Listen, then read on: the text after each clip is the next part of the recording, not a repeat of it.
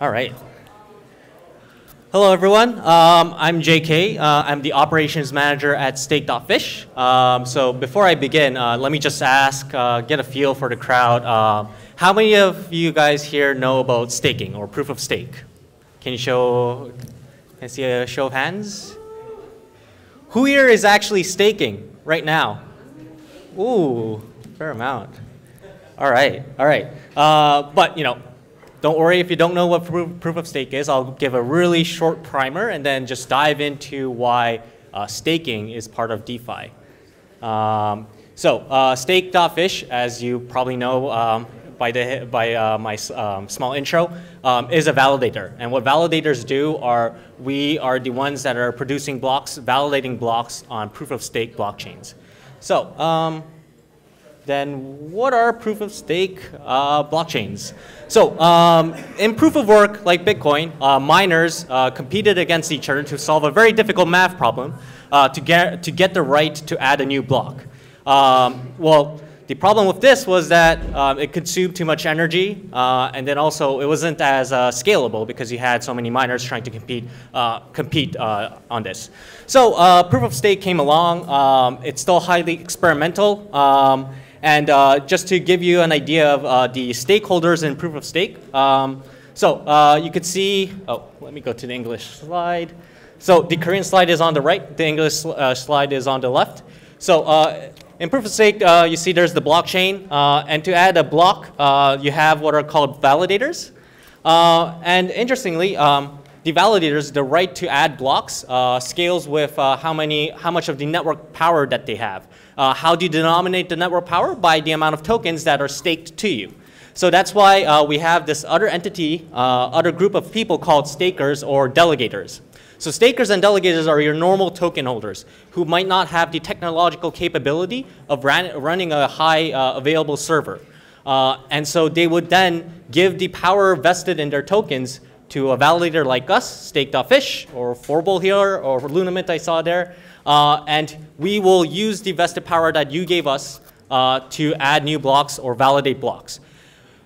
Because you gave us the token power, we take a small fee for our service, but elsewise we distribute all the rewards that come out of adding new blocks or validating blocks to the end users who have staked with us. Why proof of stake over proof of work? In summary, reduced energy use. Proof of work is now consuming about 1 to 2% of the entire world's energy, which is too costly. And also, in terms of scalability, it's much more scalable using proof of stake. Very briefly about the current state of staking world. Right now, about 3% of total market cap is being staked.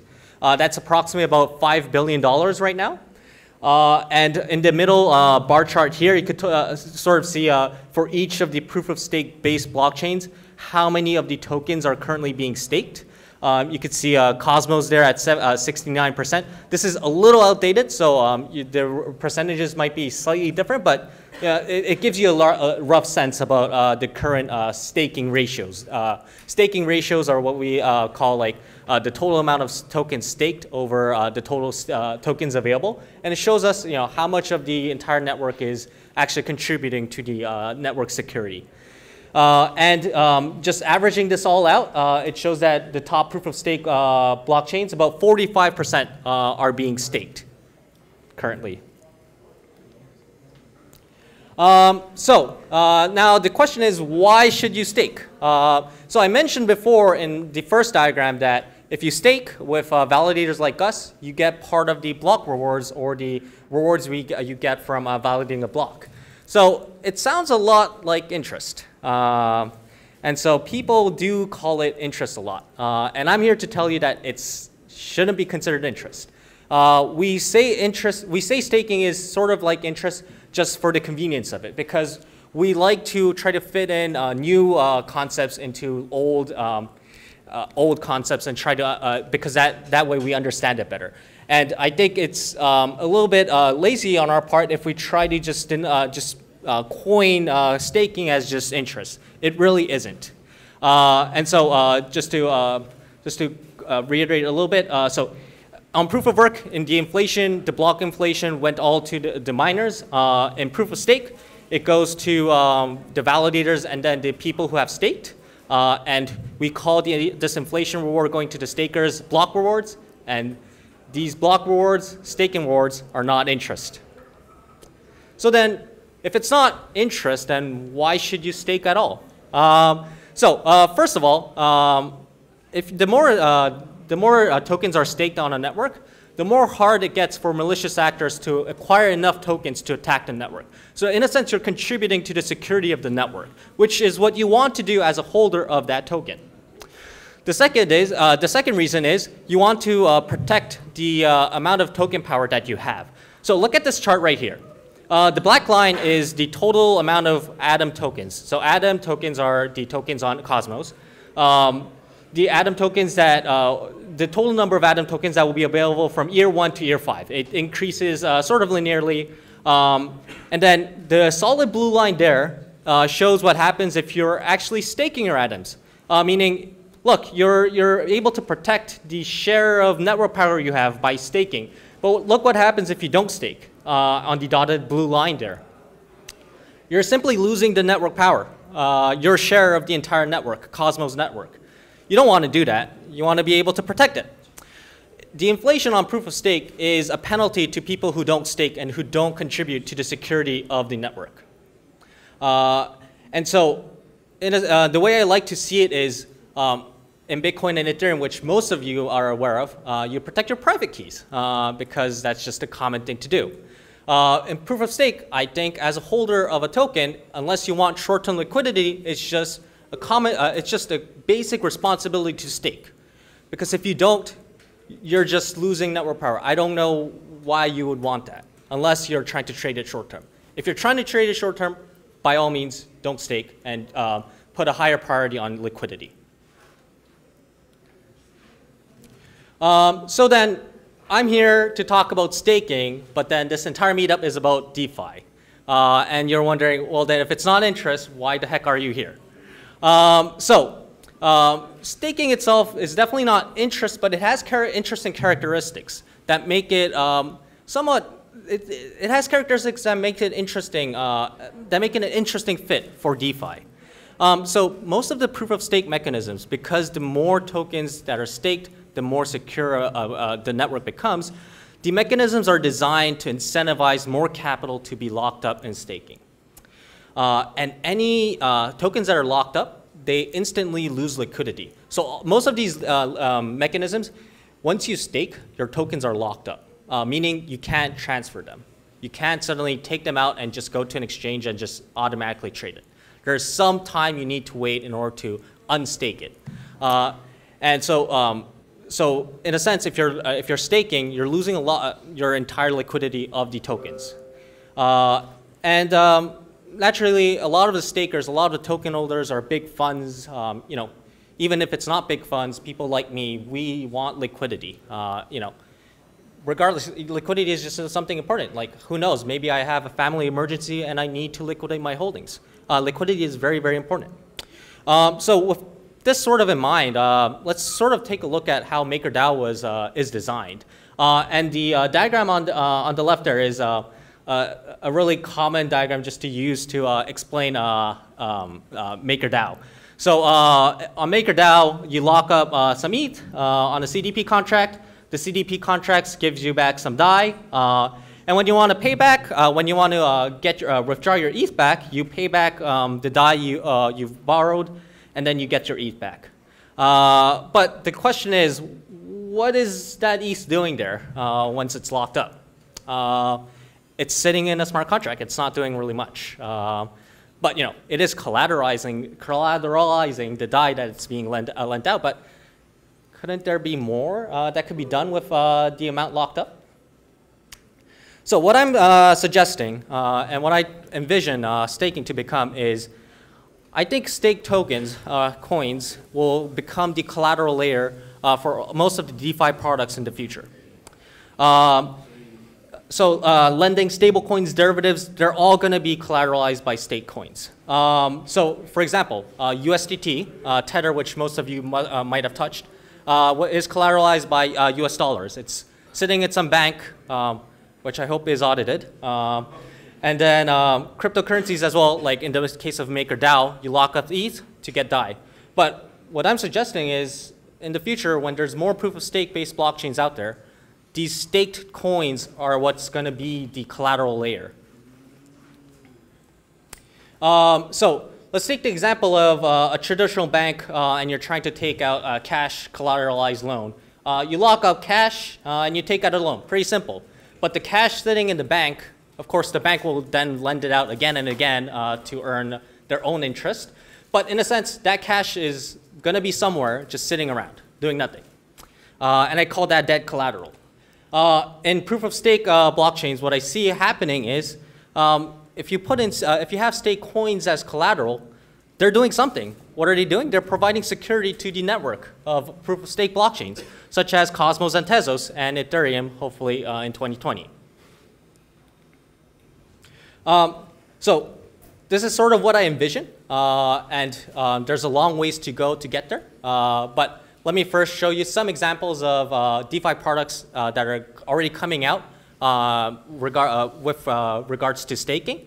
And then I'll go into the reason why I'm saying there's a long ways to go before we actually see an explosion of DeFi products mixed in with staking. So just to give you a taste of what's already being built, DeFi products being built with staking. So Vest recently announced this, and they are creating staking reward derivatives. So remember this diagram showing you the relationship between validators and stakers? What Vest is going to do is actually make a contract out of the rewards that are being paid out from the validators to stakers, and they're going to sell that, which is an interesting idea. And we'll see how they're going to do it, but you know, they've partnered with one validator to do this, and hopefully they'll constantly add more validators to partner with to provide this product. Another example is something that came out of a hackathon, which is the hackathons for Cosmos. So the Course One team and the Sika tech team, they came up with this idea of creating vouchers. So what that means is on Cosmos, you lock up, you stake atoms, and then it gives you back out vouchers, which then you could go back and redeem for atoms that are unstaked or unlocked. And so again, this is really useful because it increases the liquidity of the amount that is staked. I expect more of these sort of liquidity providing DeFi products to be built out around staking. So now to the problems. Why I'm saying that it'll take some time to actually see more DeFi products being built on staking.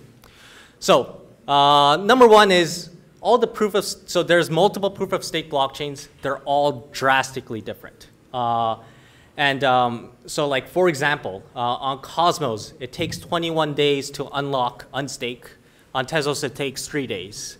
And then also even for validators, who are going to be the ones actually creating the blocks, validating blocks and getting the rewards, they're all very different. They offer very different fees, and it's impossible to tell which one is more secure. Some of them might be using bare metal, some of them might be using cloud.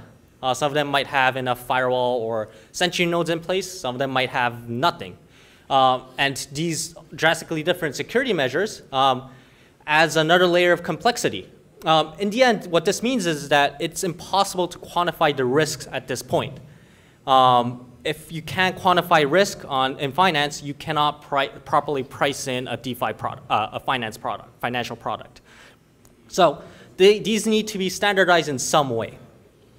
Number two, so there's a slight lack of focus on decentralization when it comes to DeFi products. What I mean is it's decentralized in most ways, but there's always still a central failure, a central point of failure.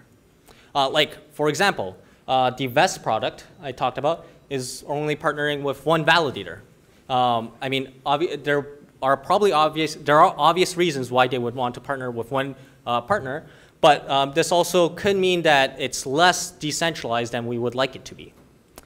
And then there's still a lack of education and an awareness on staking. What that means is the staking ratio, in my opinion, needs to be higher. And the only way to do that is if we educate the people that you must stake if you have any stakeable tokens. And then also, staking right now is incredibly hard. As a user that has no idea about proof of stake, it's close to impossible to do staking just easily. And staking itself is too early. Proof of stake is still almost, well, if you count in EOS and Tezos, it's been slightly over a year, but it's, as you can see, it's still pretty much in its early days. And there's a lot of variables and parameters on proof of stake that needs to be fine-tuned and are not battle tested. So there will be a lot more experimentation and a lot more discussion and a lot more research that will need to happen in order to create more battle-tested, more stable proof of stake systems. It's not all bleak. Just to give you my expectations for the next year in staking and DeFi. So the total capital locked up in proof of stake in staking will reach around $30 billion within the next year. This is partly because most of the projects that are up and coming use proof of stake. Good examples are Solana and Polkadot. There's also Ethereum, which is going to Ethereum 2.0, which is going to launch on January of 2020. And also, as people become more aware of staking, I expect more staking ratio to rise and contribute to that $30 billion number. And then most of the DeFi products at the beginning will focus very much on providing liquidity to the locked up tokens, just because that's where the demand is. And so supply follows immediate demand. So I expect more of the DeFi products to be built around liquidity features. And then there will be a lot more staking related mechanisms designed outside of just proof of stake. As an example, there are a few DEXs that are working on trying to marry the concept of staking and increasing liquidity on DEXs. DEXs, decentralized exchanges, as you know, are trustless, but the problem is there's not a huge ton of liquidity at this point. But you have products like Uniswap, where you could right now lock up tokens and earn interest, earn fees, part of the trading fees. And I want to give a shout out and end with just by introducing an example of where staking is used just outside of proof of stake. So 0x just recently, so this is not official yet because this needs to pass the governance, but they've suggested, so the 0x token was initially used for trading fees or for governance. But the problem is trading fees on 0x could be paid with any other tokens. Therefore, not a lot of whole use cases existed for 0x outside of just pure governance. And so what they did is, hey, there's a lot of token owners, a lot of people are interested in 0x. Why don't we try to transition this and make it stakeable and provide liquidity to the DEXs that are built on top of 0x, which is, I think, a very interesting concept, and we'll have to see if this passes the governance. But these are examples of staking that you'll see just purely outside of proof of stake. That's my talk. If you're interested in stake.fish or staking in general, I'm happy to chat. You can feel free to reach out to me through email or Twitter or even our Telegram group, which is on that banner behind there. I'm looking forward to more staking and DeFi products being built. Thank you. Thank you so much. We have one question, please.